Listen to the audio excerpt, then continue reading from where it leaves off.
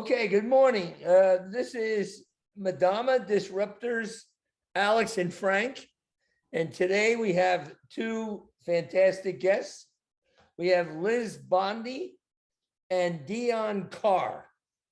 I believe they're both from New York, but we're going to let them introduce themselves and give us their backgrounds, if you don't mind. Hi, Why don't we Frank. start with you, Liz?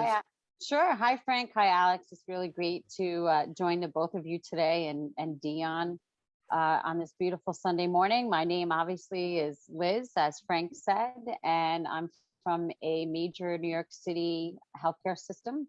I have over 25 years experience in environmental services, and I'm happy to be here today. Thank you for having me. Thank you, and thanks for being here.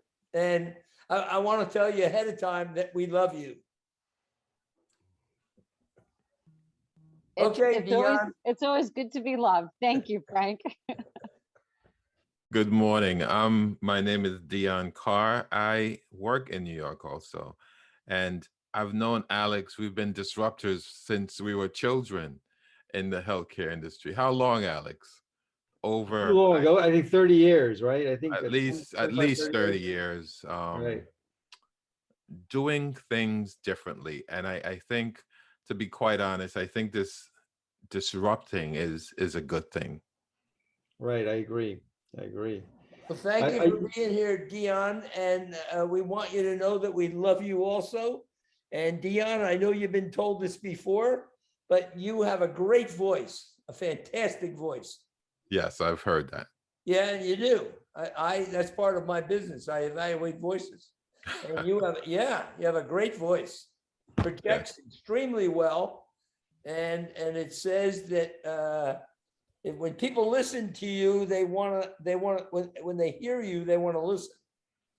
Yeah, I remember as a child, we grew up in the Caribbean, and my mother used to correct me all the time.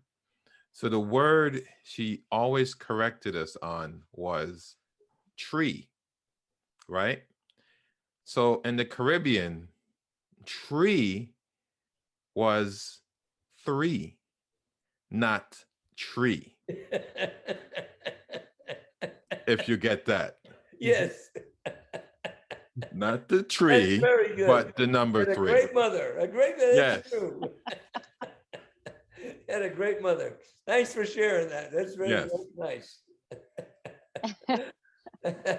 Let me ask you guys, Dion and Liz, I mean, I know right now talking about which hospital you work for right now is problematic because of conflict of interest and all that kind of stuff. But what about hospitals that you worked in the past? Can you talk about that? Can you mention that? Or is that also a problem? Well, I prefer not to mention say a it. name to Specific. You're right. I don't want to say anything bad about anyone specifically, because maybe one day I may go back there. Maybe one day I may go back to disrupt it again. Right, so, exactly. Well, let's just sum up then. And you guys have been in healthcare for many, many years in different hospitals in New York City, major hospitals in New York City. Right. We're not talking about a little hospital in the middle of nowhere. We're talking about, some major healthcare systems. Hundreds of beds, yes. Hundreds of beds plus that you guys work in. And the hospitals that you've worked in, what roles have both of you played in? Alex, Frank, before we continue, I just want to clarify one thing. It's not that mentioning the organizations and the wonderful and amazing places that we've worked before, because they each are unique and they each present different benefits and things that we have to work on. But really, it's because this is independent for us. We do this because we want to share information the same as you and Frank, and we want to make sure that everyone is as successful as they can be, because safety to patients is always going to be our highest priority. So regardless of the organization and the campuses that we're at, safety is important to us. So we do this independently, and we do this for no money. We really do it to get information out there. So it's not that it's problematic. It's just that we like to be independent. It makes sense. Makes a lot of sense. And I really I'm the one who kind of manages the books. And we've made 32 cents since we started the podcast. Oh, Right, yeah. And, Liz? he's kept every part of that cent. It's He still has there. 32 It's cents. still there. I can't take any out until it becomes $1. So I guess you guys are over budget at this point. if you want to say that. So it's really just to get the information out. I think we're Right. very passionate about it. We think we've been to a lot of different hospitals. We visited different hospitals. Mhm. And one day we looked at each other and said, someone needs to hear what we do. So Right. Mhm. this is how we started the podcast. Yeah, we did a lot of research. When we started our podcast, Clean and Comfort, there was no other podcast. We searched high, low, we researched it, and there was no other podcast talking about environmental cleanliness and all the things that go along with it, the regulations and the service part of it, other than ours. So we're really proud of it. We're 2 years into it, and we really have a good time getting the information out across the airways. That's And, really and great. we invited Alex, and we talked about chemicals and different types of chemicals Right. Mhm. because Alex was an outlier. He's that type of person or that type of company that, do you know this? They don't have this item. Let me find it or make it. No one does that. They just go with the flow. And I remember speaking with Alex. We were at another hospital and I was looking for a chemical. I was buying a chemical from a company. And the company said, I was looking for a wax. And the company said to me, yeah, this is the wax we have. I said, well, it's not standing up. He said, well, I have a better wax. And it's a little less. And I said, okay, so you've been ripping me off for all of these years. You have something better for less, and you're selling me this item for all of these years. So guess what? That company was gone. So I love companies like Madama who comes in and introduces different things. They all may not be what we're looking for, but at least we have options. I appreciate that, Dion. You're hired, by the way. I want to. Oh no, Alex, he's not going anywhere. There you go. I'd like to make a comment on something Dion just said. I don't Yeah. know if you're aware of it or not, Dion and Liz, but we are also formulators. So that's what also makes us unique. There's only two formulators in the United States. We happen to be one of them. So we formulate technology. We come up with our own formulas. We don't just do what you said, take the product off the shelf and say, the whole thing is what Alex and I do. We go in and evaluate the customer's needs, and whatever you have on the shelf doesn't necessarily meet the customer's needs. The customers, and just because one hospital looks like another hospital, they're nowhere near the same. Right. They're all different, totally. And we are aware of that. And we're also aware that they're even different personality-wise. Right. Not just from the building structure as being different, but they're different from a personality difference. So we make products specifically for our customers. I didn't know if you were aware of that. Yeah, we definitely are, because working with Alex before, he really listens to us. He comes onto the campus, he sees what our challenges are. Yes. It could be a specific issue that we're having. It could be something very general. But what I love is that he actually comes in person or sends somebody that's almost as great as him. And he takes a look at what our challenging concern is or issue. And what we care about is the chemical and product we're using safe? Is it easy to use for our staff? We care about the smell and the odor of it because our patients care about that. And then and then we care about its efficacy. Is it effective at what we're looking to get done? So those are the things that we care about. And so far, one of the reasons why we love to call upon Alex is that he's met all that criteria for us. Listen, guys, I really appreciate the compliments. And it's a two-way street. When I go out to you guys and work with you, it's a pleasure to work with both of you, because you're informative. I learn as much as I try to teach. I try to learn, and you guys are my teachers, because you're teaching me what it is that are the challenges, what are the biggest headaches you're dealing with, and then it gives me ammunition to bring those ideas or solutions to those problems, or I don't like calling them problems, but challenges, and then presenting it to the rest of the market. So you're very helpful in making me survive and successful and doing what we do best. And Frank and I, that's our MO, is we try to go into the marketplace, figure out what it is the market needs, what it is that the challenges are, and then we go from there. And on that note, what would you guys say are the biggest challenges that you're facing right now? I know with COVID and everything that's going on in the marketplace, I think our listeners out there, if they're in healthcare, I'm sure they'll probably share some of your thoughts and ideas. But let's say in the New York market where you guys are based, what's the biggest challenges that you guys are facing due to COVID? Well, even before COVID, I think the biggest challenge is room turnover, getting into the room, getting the floors done, getting out quickly, and even getting the rooms. Those are our biggest challenge. And all talks about what we just mentioned, patient preference and patient experience in our podcast that we've just completed. Liz, what, 10 minutes ago? We just, finished our podcast. And it's important that we get into those rooms.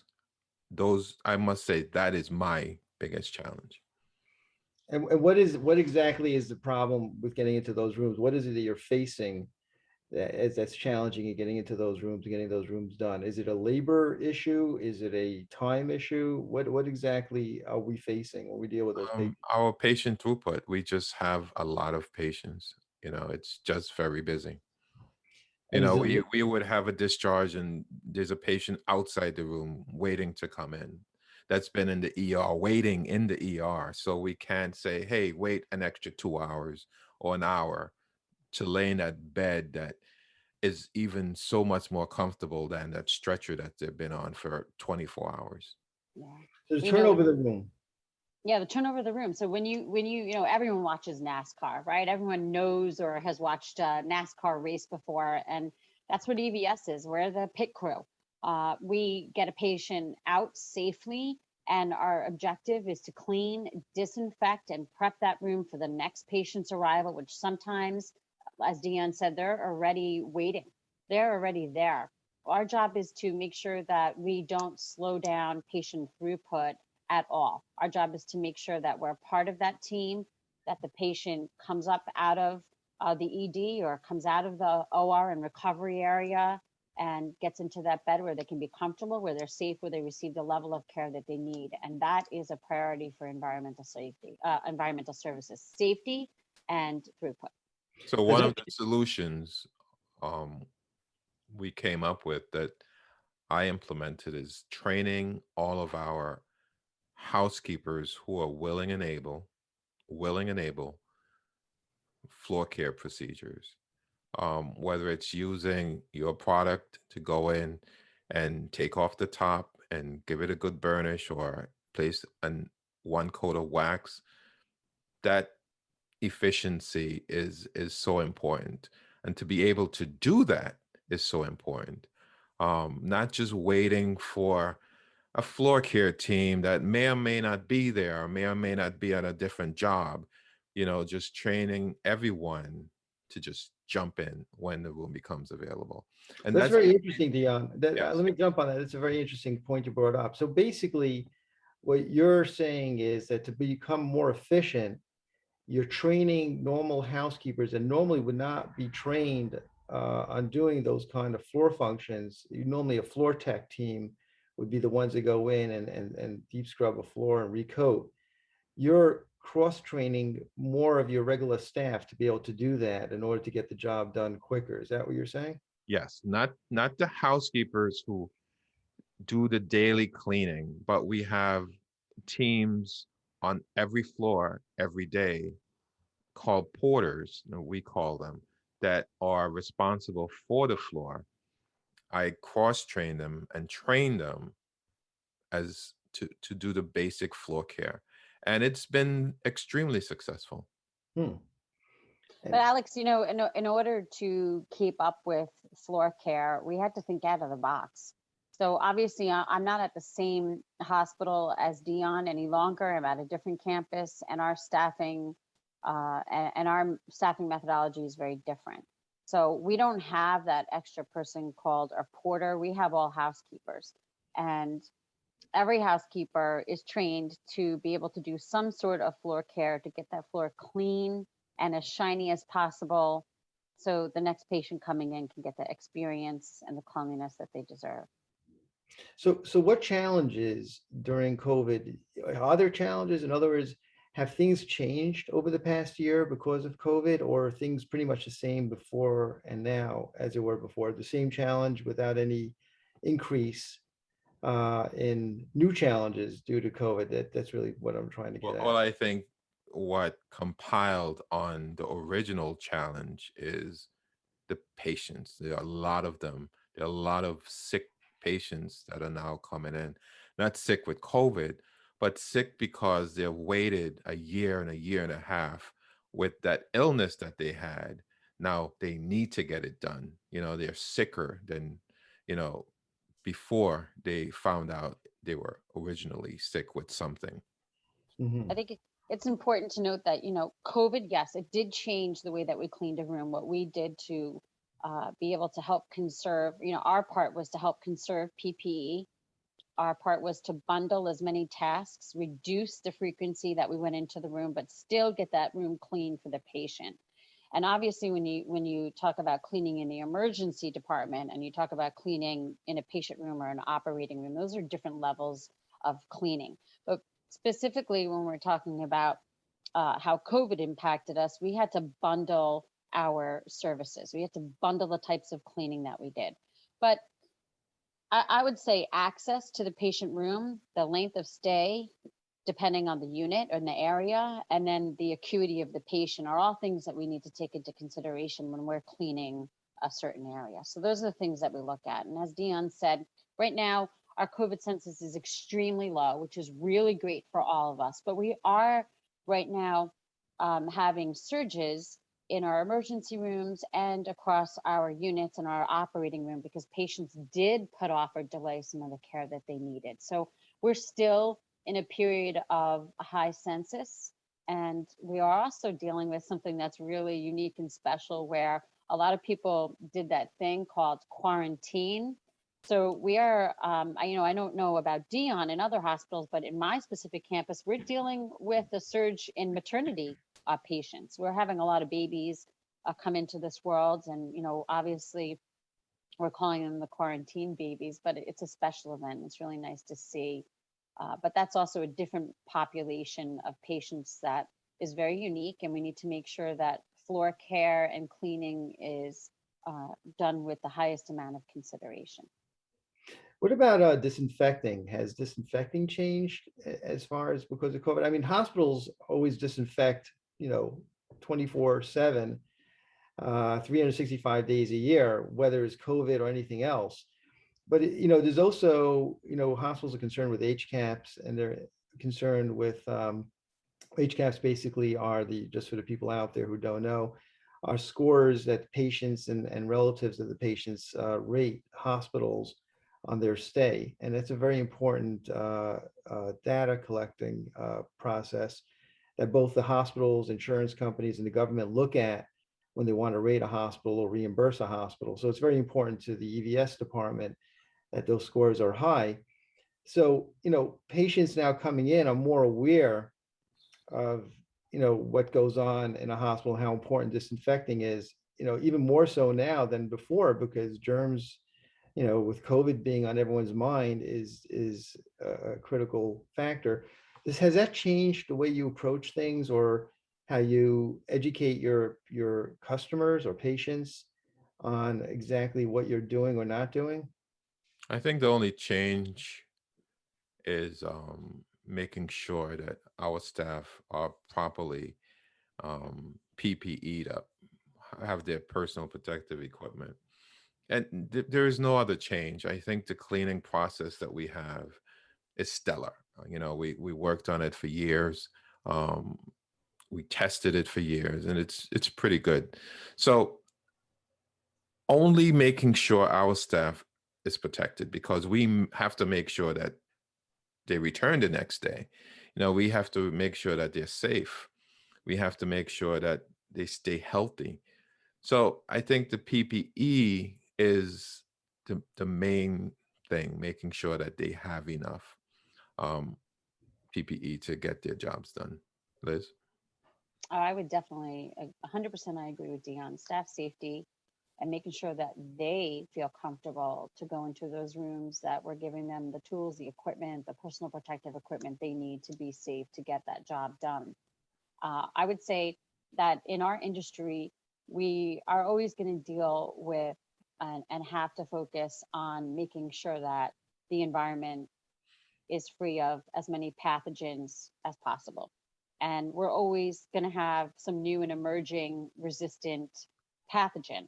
So when we really focus on infection control, we're thinking of everything. We're not just thinking of COVID. We're thinking of what's coming next. We're thinking of, CORIS. We're thinking of reduction of C. diff. We're thinking of all these things that potentially could be the next infection for the patient. So we're really focused on infection control all the time, and not just COVID.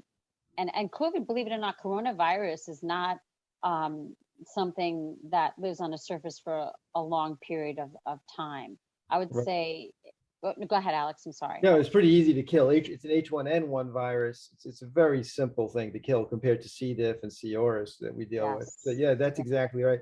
That's why I was asking more on the perception, because we're so, that's the need of the customer or the patient these days. They want to feel that they're secure. They want to feel that, the hospital is taking on them. And before, COVID, people came into the hospital, they didn't even think twice about it, unless you were really educated in the field.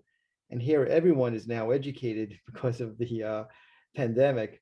It was a forced crash course for everyone on what's going on in germ world, so to speak. But there's one more thing I wanted to really get one more important question. Frank, do you have anything you want to add on this point? No, I'm listening. I have a couple comments I'll make at the end. Yes, I have one question. I traveling across the country, and I do that a lot these days. One of the major problems that we're experiencing, not only in healthcare but across the country, and this is coming across in the financial reports that are coming through every day and on the business networks, is that there's a major labor problem, a major labor shortage across the country. I see it in my hospitals. I know a lot of my hospitals have, walked away from doing floor care because they just don't have the staff. And I think Dion sort of mentioned on a way on the side about not having, all the time a floor team, a floor tech team being available on the floor. So my question is, have you guys experienced this at all, a labor shortage or labor tightening at all in healthcare in your environments in the New York market? Well, I think everywhere has a labor shortage. It's not, remember, unfortunately, a lot of people passed away from COVID, right? And they were all people working. So minus those people. Plus, you have a lot of people who decided to retire during COVID, minus those people. You have a lot of people who are still afraid to come out, add those people. So there's just shortage. You Right. have at my facility, we have had a ton of retirement who were scheduled to retire and because of COVID that they decided to leave. But before that, we still had an issue with getting floors done. And, before that, I decided to train. I think as disruptors as you guys are, Liz and I on our own side are disruptors when it comes to hospital and the way things are done in healthcare. So you have to really see things differently and try to do it differently. And if it's not working one way, you really have to try something else. No, that's great. I agree with that. And in environmental services, again, we're always going to see attrition. And most of the time that's from positive movement of staff. Our staff enter environmental services, they're trained, they get to work alongside some of the greatest clinicians and people anywhere in the industry that we're in, and specifically in the organization that we're in. So they see the great work that our clinicians are doing, and they want to be like them. They want to go to school, they want to continue their education. And the great thing again about our organization is that they really support staff development and are all for education and employees being promoted and taking on other positions. So it's not uncommon for us to have to deal with and have to address attrition and scheduling. So this is not new for us. We did, during COVID, we had a lot of people sick that we needed to make sure that they were feeling better, that they were taken care of, that they were getting the health care that they needed, that they were going to be okay so they could return to us and come to work. And we heard a lot about the vaccine mandate. My campus, my specific team, 100% vaccinated. Wow, They that's great. knew, they knew how important this was for our patients, to keep them safe, to keep their families safe, and to continue working to support their families. So I think we're always going to have to deal with staffing. We're always going to have to address that. And scheduling and creative scheduling and flexing up, flexing down is always going to be important for us as leaders. That's great, Liz. That's a great answer. Those I'm glad to hear it, that you guys have it under control, so to speak, because I know parts of the country, they are really suffering. So it's great to hear, a story where you guys are actually taking on that challenge successfully and making things happen. Well, Dion That's and I was going to say, Dion and I, we always focus on, and our team and our leaders always focus on the relationship with our frontline team members. It's so important. And not just during COVID, all the time. We have to really care about them. As Dion said, their safety, whether it's psychological safety or their physical safety, is extremely important to us. And they're dedicated, and they definitely deserve a lot of recognition for what they've done over the past 17, 18 months, but all the time they deserve that recognition. They do some incredible work. Very true. Very true. Frank? I just want to mention something in relation to what you just said.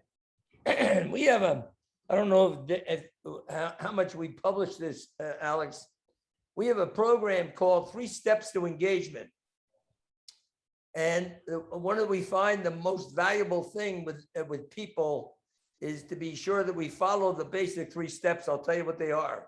Number 1 is to be sure that the people are clear what's expected of them, that they know what the goal is. Number 2, once they do, and they do follow it, be sure you catch them doing it correctly and acknowledge them.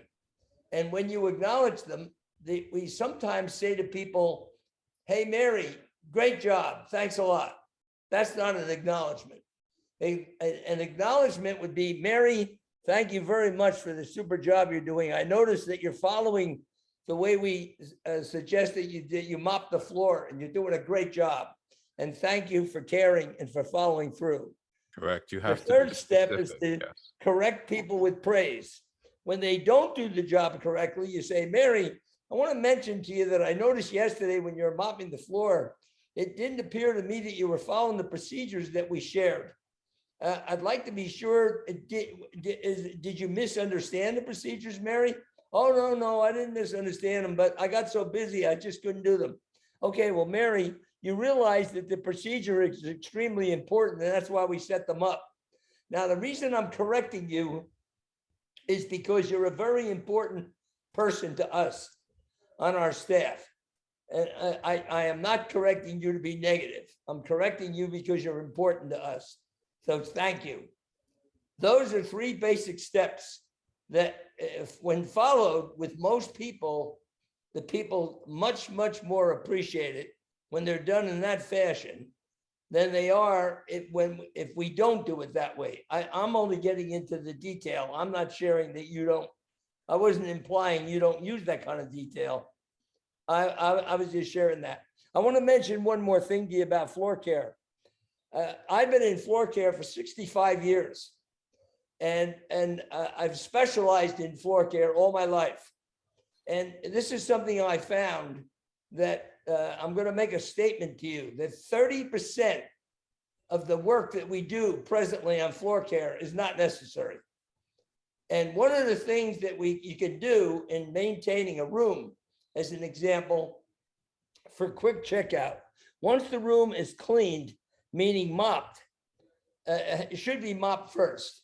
We go in there with any high-speed machine with a hair pad or a pad similar to a hair pad. Some hospitals don't want to use hair pads, but a pad with an open weave, extremely important that it's an open weave pad with a high-speed machine. If you take Madama and put 6 ounces of Madama in any quart bottle, pre-spray all high step areas, the stress areas. The only thing you pre-spray is the high stress areas. You miss them. That would be going to the chair. That would be going around the bed. That'd be going into the restroom. Those are the high stress areas in a room. Hit those with a high-speed machine one time, forward and back. You'll bring the floor back like it's brand new. Then dust mop and walk out. That floor can be done from 3 to 6 minutes in any room. That quickly. And you bring the floor back and you'd actually think we just stripped and re-waxed the floor without putting any coating down. No So Frank, coating was necessary. we've seen, I'm going to let Dion address this one, but I just want to mention one thing that's an important factor. So we've seen the process, we've seen the shine, but when it comes to what you just said, take that in a 1,000-bed hospital with 42 people waiting for a room, right? So you have to have the machines, you have to have the trained and engaged staff, and you just definitely have to have the ability to make everything that you say happen. And that's the part that a lot of departments, a lot of environmental service leaders, they struggle with because of capacity issues. But I agree with you. I think what you said is exactly what has to happen. Alex, make sure that we know the procedure and our team members are trained. But Dion, you take this one because you're the floor care man. I think you just, He's got a staff to do that. no, we don't. No, Oh, no, I thought you said you did. I'm sorry. no. Yeah. So the key to having a staff to do that is having equipment to do that also. Right. And remember that one person, well, you don't know the porter to room ratio of that one person that is on that floor. So he has at times 45 rooms with maybe 8 of them are being processed for discharge at that time. And 3 of them, the patients are waiting for. And 2 of them, he has to change curtains and do some high-level disinfection. So the likelihood of him getting to do that is -5. So it's a good thing. That is why when they're trained and they're on the floor and the opportunity shows itself, they jump on it. But at times that opportunity isn't there. You know, I'm still looking at your picture with the guy in the tuxedo with a floor burnisher in the back of you, Frank. Yes. I love that picture, and I'm gonna ask if it's you. You know, That's how Dion goes to work every day, just like that. No, no, that's how I actually started in business, and I started all of my training at Disney in a tuxedo. And I did it in a tuxedo deliberately, and I became known for that on a worldwide basis. And they promoted that. They actually created that. And they also, you'll see on the floor, I don't know if you see that, I have a talking floor. yeah, I see it. That's also from Disney. What does it And say? the reason I do it at Disney and they created it and liked the idea is because I said to the cleaners that if you really know what you're doing and you know how to do it effectively, you can do it in a tuxedo. Some of the cleaners look like terrible, the way they dress, their shoes, they give such a bad impression that you wonder if they know how to clean. Frank, that is an important piece that maybe some people miss out on, but in our organization, uniform and presence is extremely important, and it's something that we really focus on. Yeah. When you look good and feel good about yourself, you can do a better job, of course. So we really focus on that. We focus on our team a lot, and you talked about your the three things that were the most important: expectations, recognition, and how to properly coach somebody so they know how vital the work they do plays a part in the patient's stay, in the upkeep of the building, and in the safety of the patient. And that's all, everything that you said is so important, but all that, the foundation of that is the relationship that you have with your team. Correct. And in order to do that step 3 of it, you have to have a good relationship with them. They have to be able to connect with you, and they have to be able to know that you care about them as a person. So I love everything that you said, and we definitely practice that. The things that we always have to take into consideration with everything is speed. We really are the NASCAR pit crew for the hospital. We need to make sure that our job gets done as quickly and as efficiently and safely as possible. And what everyone is mentioning here, which is very important, Liz, and this is really, coming back to where we started in this podcast, is that you guys have a need for speed to get in and out because of the weight of patients. And Frank, has some suggestions to do so, and so do I, of course. And the biggest challenge, all 4 of us here on this podcast today, is number 1, the people have to be available.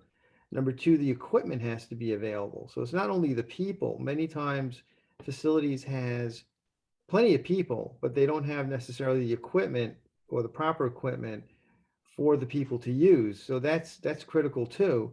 And finally, number 3, which Dion brought up about the tuxedo, I think that it's important that when people wear a uniform and they wear a clean uniform and they're presentable, it's a self-fulfilling prophecy. If you dress well, you end up feeling better about your job and about yourself. It's almost like you go into the activity of wearing the clothing and presenting yourself, and then you will actually feel better and feel proud of the job that you're doing. And I think that's what Frank was putting across with the tuxedo, and what Liz was talking about, how important it is that everyone has a certain presentation when they go out on the floors. Because if you don't dress the way you're supposed to dress or present yourself the way you're supposed to present yourself, then you're never going to feel good about the job that you're doing or the image that you're giving across to people. But the image has to also come from your equipment, where it's stored, your supply room, Yeah. all of those things. If it's cluttered and just a mess, the production level will be the same. The floor care style will be the same. Alex, the hospital I worked for many years ago, there were major changes I did because it was cluttered and dirty, and the equipment was dirty, and the supply rooms were dirty. All of those things need to be corrected, and the staff needs to see that they're better than that. They have to be told that they're better than that. They have to carry themselves as if they're better than that. You know, we know they're better than that, and they should know that they're better than that. Yeah, But Right. I if agree. I everyone, agree with Dion. That we are, environmental services. Dion and I talk about this all the time, and that is we might be non-clinical, but we are one of the most important, vital, professional departments in the hospital. And as leaders, we need to not just project that, but we need to make sure that yes, we are educating our team. We're using the greatest, latest technology and pieces of equipment, and that means investing in ourselves, investing in our department, investing in our team. look, a lot of people talk about hospitals closing. Hospitals close because people stop coming. People stop coming because it's either filthy or customer service or is horrendous. And customer service becomes horrendous because the place is filthy and unmanaged. They talk about finance. Finance is the end point of it. Finance comes in when people stop coming. We have to look at it from the front end, your customer service and the cleanliness of the institution. If you don't have that, people will stop coming. And True. it starts in our lobbies, right? I mean, when you talk about Disney, right, Frank, you brought up Disney, and who doesn't love Disney, right? But the one thing that you always remember is the way that you were made to feel there.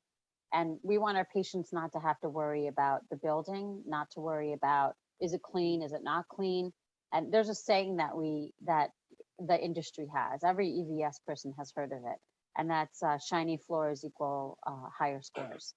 So we Yeah. do focus on the cleanliness. So Dion mentioned it, reduce the clutter, keep the floors clean, keep the floors shiny. And by the way, clean floors are safe floors. And we talk about cleanliness, but we haven't even addressed floor safety, right? They have to be safe for people to walk on so we don't have slips, falls, and injuries. And that's an important part of the maintenance of the floors as well. And I know engineering and facilities, they are a huge partner to us. And we make sure that we partner with them when we're in a room, stripping, waxing, scrubbing, whatever process in the floor care we're involved in, we make sure that our facilities team has an opportunity to get into that room as well. So maintaining the floors is really important. Yep. Thank you, guys. This has been great. This has You been guys really are great. super. Yeah, Yeah, this is really phenomenal. don't stop Really doing educational. what you guys are doing because it's so important, and you help us. We don't have the time sometimes to train our team. So with the partnership we get through you, it's really important to our team to make sure that we maintain a level of expertise. So thank you, and for bringing us your specialized formulas. We bring you our challenges, you bring us solutions. We really So appreciate it. Frank and Alex, maybe you guys can join us in Clean and Comfort to discuss these items. Um, I think our listeners would be happy to hear some of your points and um, approaches to get into rooms, because everyone doesn't have this type of exchange, right? Somebody may just have become the first manager for housekeeping, and they kind of don't know how. And to have people like Frank and Alex to be able to jump on an airplane and come and see them real quick would be really helpful. I agree. I definitely would. I speak for myself, and I think for Frank too.